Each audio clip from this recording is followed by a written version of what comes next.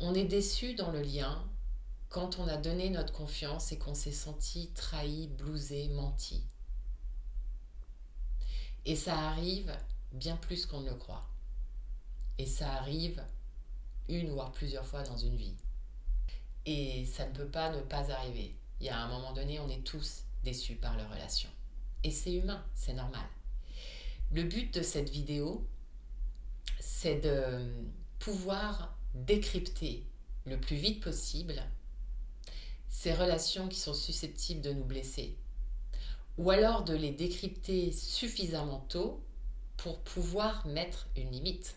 Dire stop, dire non. Cette relation n'est pas faite pour moi. Nous sommes toujours déçus par quelqu'un de proche. C'est pas quelqu'un dans la rue qu'on ne connaît pas ou qu'on connaît depuis très peu de temps qui va nous blesser. Non. C'est un membre de notre famille, c'est un collègue, c'est un ami, un copain ou une nouvelle rencontre. Ça peut être une rencontre amoureuse, mais aussi une rencontre professionnelle, un fournisseur par exemple. Parce qu'on doute vraiment de soi à ce moment-là. Est-ce que c'est moi le problème? Est-ce que je suis trop ceci? Est-ce que je ne comprends pas assez cela? On doute de soi.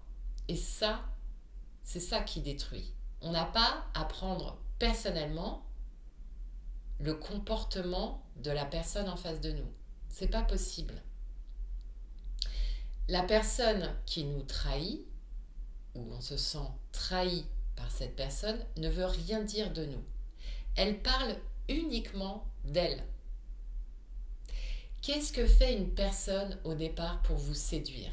Donc c'est une nouvelle rencontre, que ce soit un fournisseur de services ou une nouvelle rencontre. C'est quelqu'un souvent qui est très performant. Donc c'est un commercial. C'est souvent un commercial. Même si c'est une rencontre amoureuse, c'est souvent un commercial. C'est quelqu'un qui est très performant, qui sait quelque part se vendre. Alors comment procède cette personne? Ça peut être un homme ou une femme. Il y a beaucoup de performance, il y a beaucoup d'écoute en premier lieu. La personne vous dédie beaucoup de temps. Ça paraît presque curieux. Tout d'un coup, une personne rentre dans votre vie, elle vous donne tout son temps et elle vous écoute entièrement. Et elle va commencer par vous dire et vous répondre des choses comme par hasard que vous attendiez depuis toujours. Donc cette personne charismatique, très performante, très enthousiaste, arrive dans votre vie de manière soudaine, vous dit tout ce dont vous avez besoin, vous donne tout son temps, son énergie, ses sourires, son écoute, tout. Ça, c'est la première chose qui doit éveiller votre conscience. Tiens, au lieu de vous dire « Waouh, j'ai fait la rencontre de ma vie, ça y est, je suis enfin vue, entendue pour qui je suis vraiment », posez-vous la question, pas pour être trop méfiante, sceptique, c'est juste prenez votre temps. Surtout si vous avez l'habitude d'être déçu dans les relations, au départ, prenez votre temps.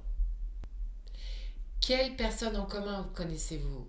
Quels sont ses goûts à cette personne? Laissez du temps passer. Ne vous précipitez pas. La précipitation est la mère de l'échec. On ne se précipite pas quand on rencontre quelqu'un au départ. Ne vous précipitez pas pour donner entièrement votre confiance. Ne vous dites pas « Waouh, c'est l'élu, c'est lui, c'est elle, c'est lui qu'il me faut, c'est lui qui sait, c'est lui qui m'écoute, c'est lui qui me voit vraiment. » Non. Souvent, c'est un jeu de performance devant vous. Et plus vous serez subjugué rapidement, plus vous pourrez être déçu. Je ne vous dis pas d'être trop sceptique, trop méfiant, c'est pas ça l'idée. L'idée, c'est de prendre son temps. Juste vérifier si cette personne est sincère sur le temps. Car ces personnes très performante, très charismatique socialement, dès le premier petit couac, elle va disparaître. Une relation, une personne, un lien, une nouvelle rencontre décevante, c'est une personne qui donne tout dans un premier temps et qui ensuite disparaît peu à peu. Il peut y avoir des mensonges.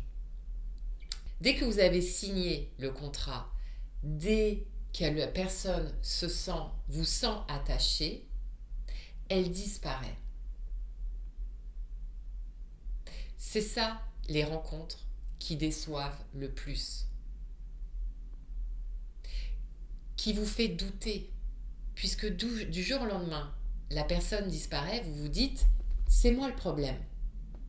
Je suis trop ci, je suis trop ça. Je suis trop rigide, je suis trop sensible, je suis pas assez marrante, je suis pas assez intelligente. Je n'ai pas assez donné. Donc qu'est-ce que vous faites? Vous courez plus vite. Vous courez derrière cette personne jusqu'à temps qu'elle vous redonne ce qu'elle vous a donné au début, c'est-à-dire son temps, son énergie, son attention, son enthousiasme. Attention. Cette personne est simplement performante socialement, elle est charismatique au début, mais ce n'est que de la surface. Ce n'est pas profond, ce n'est pas ce qu'elle est, elle, au fond. C'est une image qu'elle vous a donnée. C'est pour ça que je vous dis qu'il ne faut rien précipiter au début d'une relation. Il faut savoir décrypter cette performance dans un premier lieu, décrypter des signaux, abondance d'écoute, de temps, cette énergie, cet enthousiasme qui vous donne, ce côté brillant que cette personne vous donne, doit vous mettre un petit peu la puce à l'oreille. Faites quelques recherches sur cette personne. Qui sont ses amis? Pour qui elle a travaillé? Combien de temps elle est restée en poste? Quels sont les projets qu'elle a fait de A à Z? Vous n'avez pas à vous remettre en question, à douter de vous, à dire je suis trop ou pas assez. Cette personne, quand elle va disparaître, ça va vous laisser un vide profond. Vous avez peut-être déjà construit une dépendance relationnelle. Et cette dépendance, comment elle s'observe? Elle s'observe quand vous êtes tout le temps en train de regarder votre téléphone. Est-ce qu'il ou elle m'a écrit? Quand vous allez penser tout le temps à cette personne. Quand elle va semer le doute en vous. Quand elle va semer le brouillard en vous. Vous ne savez plus qui a raison, qui a tort. Et donc vous ruminez, vous pédalez, vous passez beaucoup de temps, beaucoup d'énergie à anticiper votre prochain mouvement. Vous allez marcher sur les œufs quand vous allez parler à cette personne. Vous n'avez pas un défaut, ce sont des dynamiques relationnelles. Une personne socialement très performante qui donne beaucoup au début pour avoir ce dont elle a besoin. Et vous, qui êtes une personne honnête, sincère, empathique, aimante, on vous donne quelque chose que vous attendiez. On attend tous de la reconnaissance, de la validation, de l'écoute, du temps. C'est appréciable, ça fait du bien.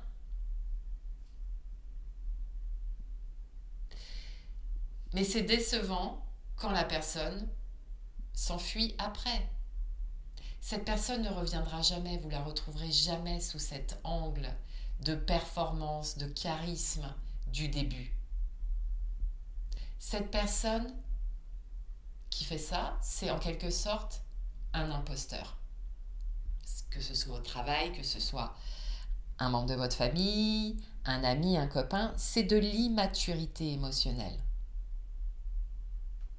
Cette personne veut quelque chose. Par exemple, elle veut vous vendre quelque chose. Ou alors, Elle veut vous connaître, elle veut que vous vous attachiez à elle.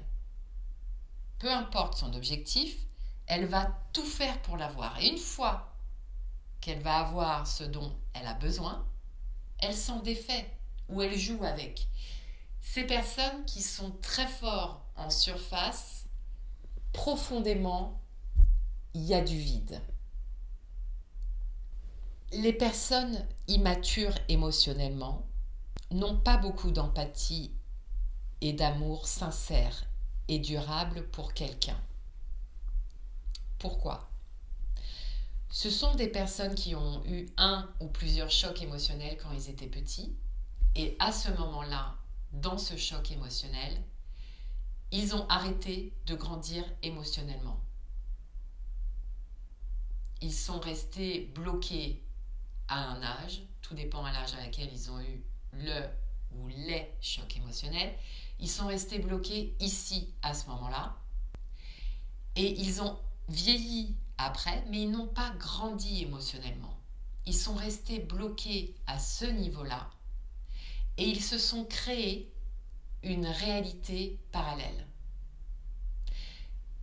Ces personnes avec une grande immaturité émotionnelle, des pervers narcissiques souvent, mais je n'aime pas les étiquettes, derrière ces grands mots, il y a beaucoup de souffrance dans le lien, des chocs, et on a cessé de grandir.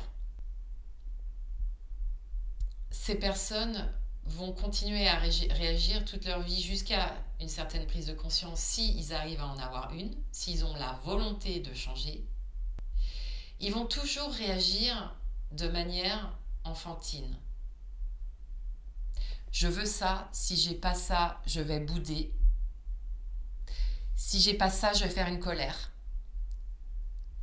Si j'ai pas ce que je veux, je vais crier, je vais taper. Je vais me venger. Je vais accuser. Je vais aller pleurer auprès des autres puisque j'ai pas ce que je veux.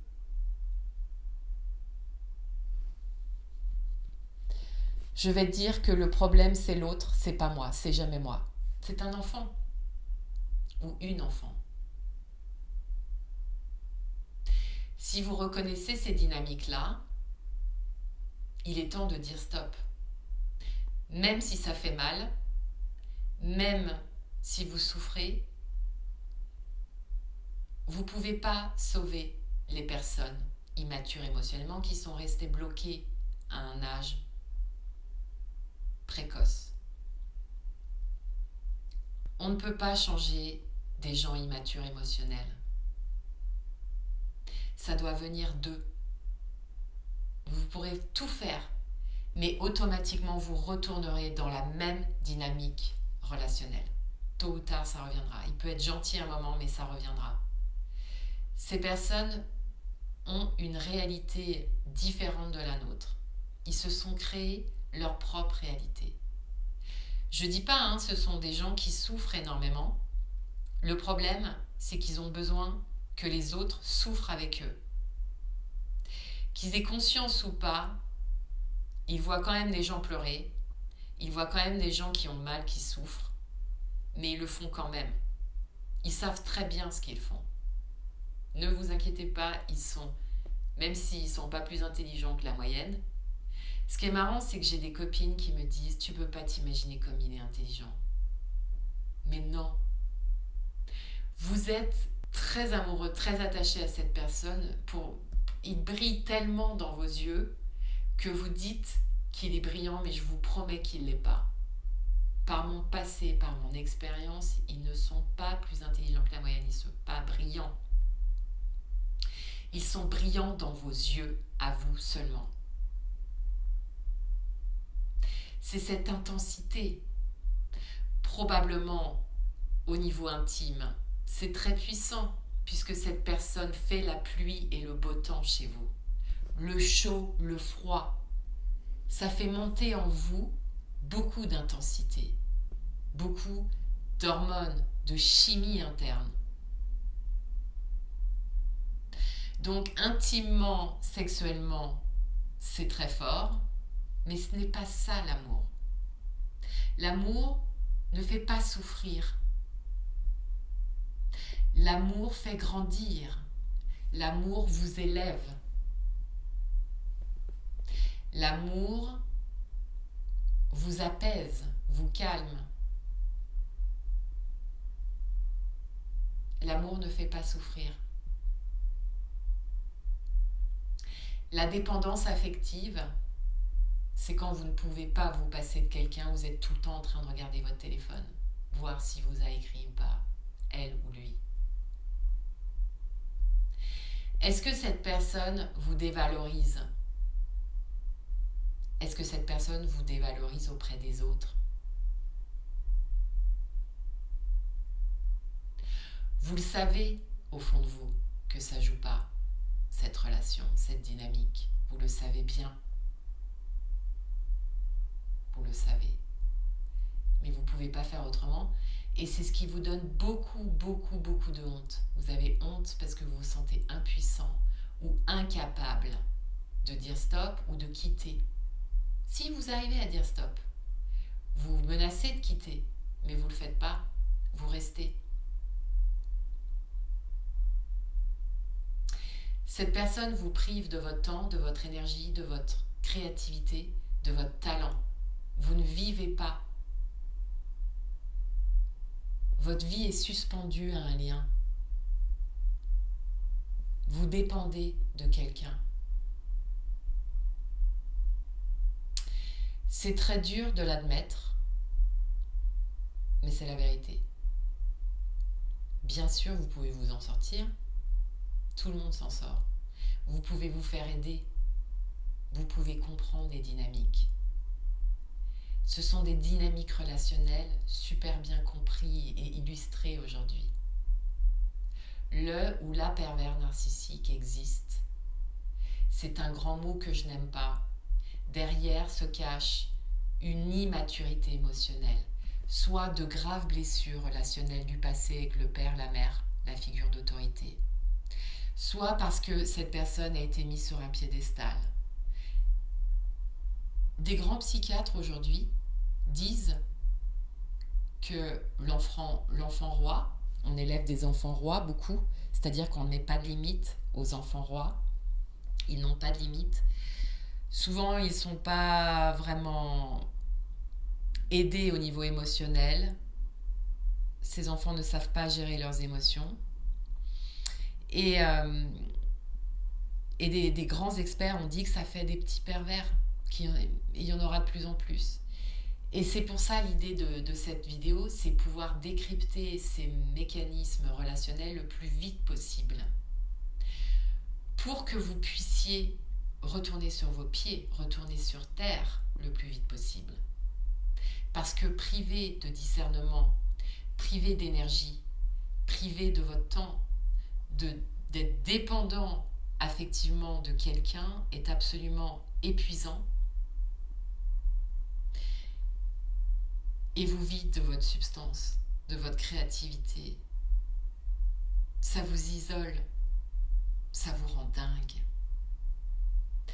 D'autres experts, j'ai entendu des experts, des psychologues dire que une ou un pervers narcissique, parce qu'il y a apparemment autant de femmes que d'hommes, un psychologue avait dit qu'en fait ils étaient très proches de la folie. Très très proches de la folie, parce qu'ils ont une énorme part d'ombre en eux qu'ils ne veulent surtout pas voir. Nous avons tous une part d'ombre, moi la première. Ce qui se passe, c'est que on évite, on fuit remarquablement de voir cette part d'ombre en nous. On préfère accuser l'autre, dire que c'est la faute de l'autre.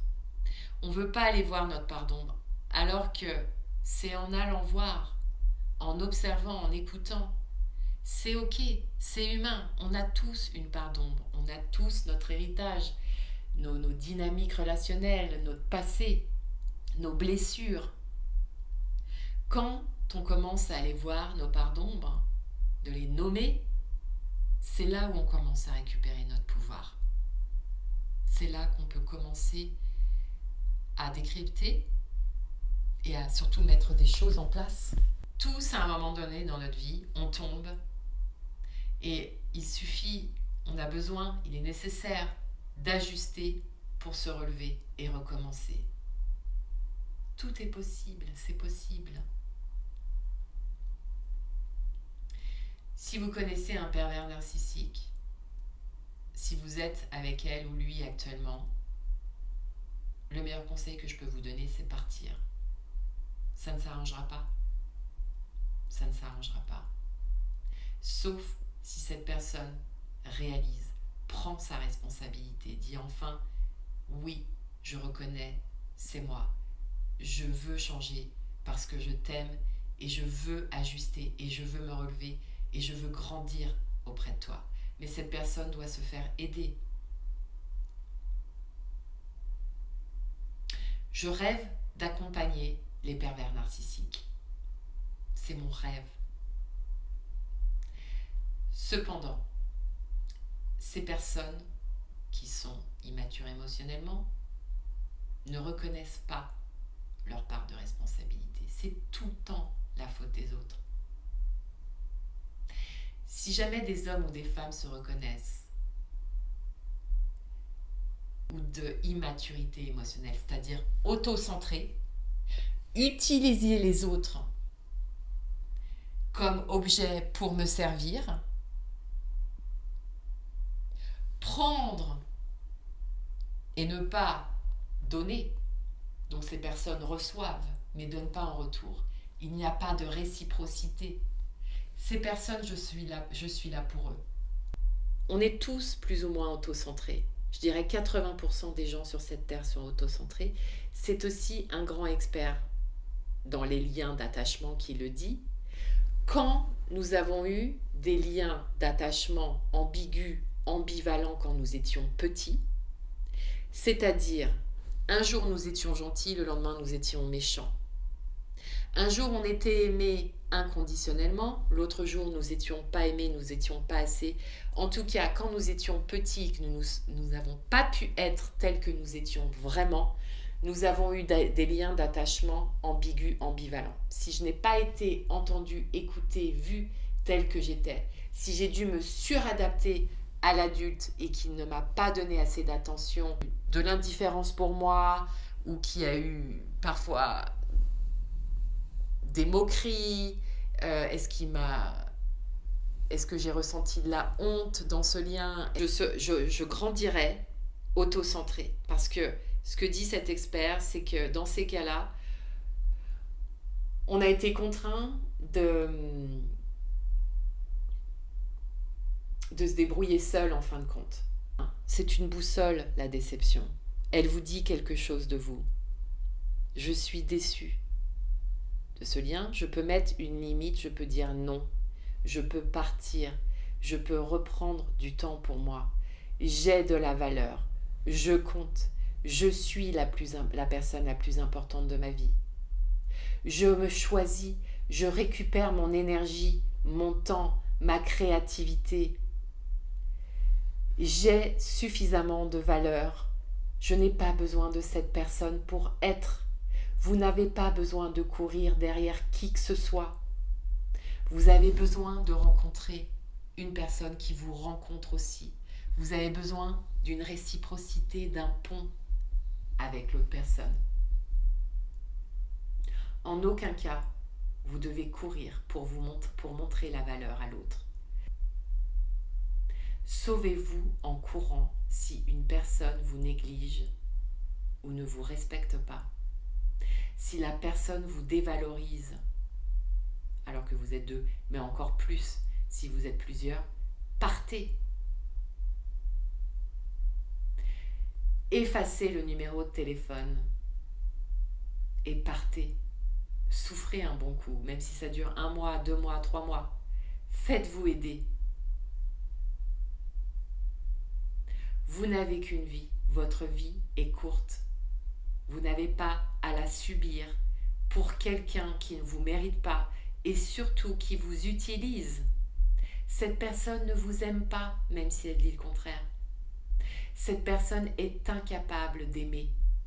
Elle ne s'aime pas elle-même. Peut-être croyez-vous qu'elle s'aime, mais elle ne s'aime pas. Sa vie dans sa tête est le chaos, c'est un cauchemar. Donc, cette personne est proche de la folie, donc elle va essayer de vous rendre fou, vous aussi. Comme ça, elle se sent moins seule. Comment ça se manifeste? Cette personne va vous mettre à bout.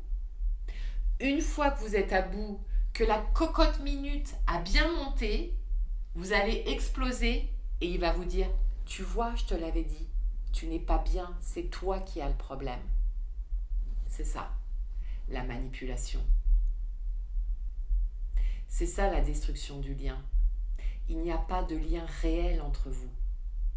Il y a un lien que vous imaginez, une illusion, un rêve. Vous aimeriez que. Mais il y a cet écart entre ce que vous voulez vous et ce que la personne vous donne vraiment. Vous n'êtes pas fou ou folle. C'est bien réel. N'évitez pas pour conserver le lien à tout prix. Reprenez votre pouvoir. Reprenez votre lucidité, votre discernement. Et vivez. C'est important de décrypter ces dynamiques relationnelles parce que nous en rencontrons d'autres dans notre vie. Il suffit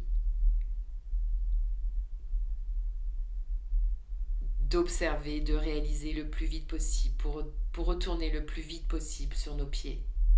On n'a pas de temps à perdre. Grandir, acquérir la maturité émotionnelle demande du courage, demande de l'humilité, demande de la responsabilité. Et tout le monde en est capable.